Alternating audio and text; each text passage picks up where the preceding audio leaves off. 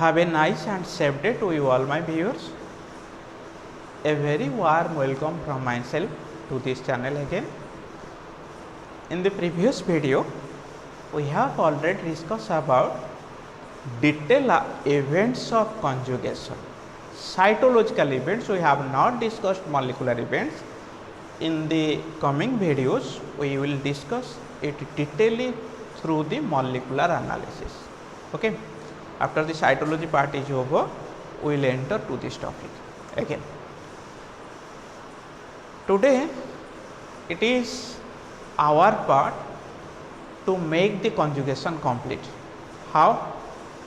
There are some special type of conjugations. Okay. In this video, we will discuss about a specific type of conjugation which is very much special to the paramecium, that is automixis. Automixis. Okay. Then first come to the topic, what is automixis. Automixis is defined by Hartmann. It was first described by Hartmann. Okay. What he described?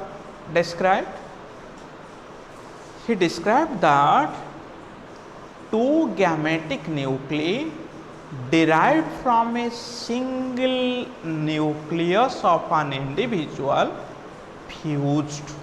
Okay. So it is a exceptional phenomenon. We have already told it that the conjugation takes place between two strains of paramecium, but what it says?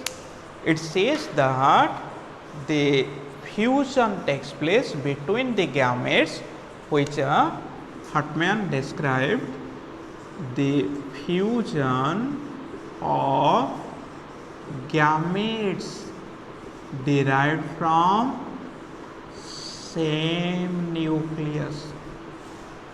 So it is one of the exceptional feature in conjugation. Okay.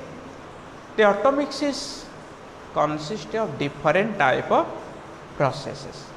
The first type is autogamy. First come to autogamy. Then another two types are there. First we have to discuss the autogamy process. What is autogamy? Autogamy. This autogamy process was described by Diller in 1936. It was first described by Diller. Okay. Not in all paramecium, it is exceptionally found in Paramecium aurelia. In case of others, it is not found. Clear? What happens? What are the actual events of autogamy in Paramecium aurelia? As we know, the Paramecium aurelia consists of one macronucleus, two micronuclei. So, let us discuss what are the changes going on during autogamy. Clear? Come to the detailed events of autogamy. What happens? In Paramecium aurelia, suppose this is the paramecium. This is the larger vegetative nucleus and two small micronucleus. The macronucleus disintegrate. First, macronucleus disintegrate, two micronuclei remain. What happened then? The micronuclei enter into the process of meiosis. Because haploid nuclei can only fuse, diploid cannot fuse. So, meiosis is essential. Without meiosis, we cannot call it a gametic nuclei. Clear? So, after meiosis, what happened? 8 nuclei are formed.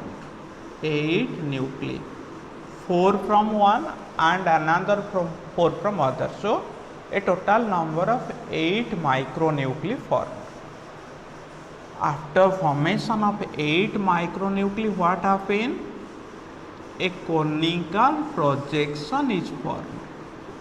Projection is formed. Conical projection. This projection is the site for fusion of two micronuclei enter and the remaining 6 disintegrate. Remaining 6 disintegrate. Okay, disintegrate. This is the process. Clear? 2 haploid nuclei enter into the cone, remaining 6 disintegrate. What happens? The 2 micronuclei within the cone, they fused, producing zygote diploid nucleus is formed by fusion. What happens after formation of zygote? The zygote divide by mitosis to produce 2 nucleus. So zygote divide here to produce 2 nucleus. These are diploid. Which type of division here? Mitosis. Again followed by another mitosis. What happens? 4 nuclei are formed. 4 nuclei are formed. What happens? Out of these 4 nuclei, 2 became larger and macronucleus and 2 became smaller. So here inside it 2 became larger, 2 became smaller. So again macro and micronuclear formed inside it. What happened after it? The micronucleus and cytoplasm divide, not macro. What happened? When the cytoplasm divide, it gives rise to 2 paramecium. When the micronucleus divide, it produces 4. So 2 nucleus here, another 2 here. The macro failed to divide. So what happened? 1 macro remain here, another macro remain here. So these 2 paramecium obtained from a single parent. Okay. So it is a self-fertilization event. Remember, this type of conjugation, here gametic fusion takes place. Okay. But the gametes derived from a single nucleus, from a single individual, it do not belongs to different strain. Okay. So this is called as autogamy. This process is autogamy. Then we have to discuss pedogamy and cytogamy, another 2 process of automixis. Okay. Then come to pedogamy, another process of automixis. Okay. Pedogamy. These are very short processes. We have to only write down its definition only. Okay. When the fusing nuclei are present in 2 different cells, fusing nuclei are found in 2 different cells, but in autogamy we have discussed that the fusing nuclei within 1 cell. Here in 2 different cells, this process is called as pedogamy. It occurs in actinophis, also occur in actinosphaerum, where 2 cells of a secondary cyst, okay, 2 cells of a secondary cyst, and the secondary cyst produces nuclei which fuse to form a zygote. Here 2 cells from a secondary cystic stage. Okay, like multiple fusion within the cyst, when two cells are found, the nuclei from two cells they fuse, producing it. Okay, this process is called as pedogamy. Then what is cytogamy? Another process, that is cytogamy. It is also a short process. We have to write down the definitions only here, no need to describe it detailing. This process was described in 1939. It was a complicated process described in 1939 by Ischermann. In Paramecium chordatum it was described. In this process, two individual unite together. Here, two individual unite. Okay.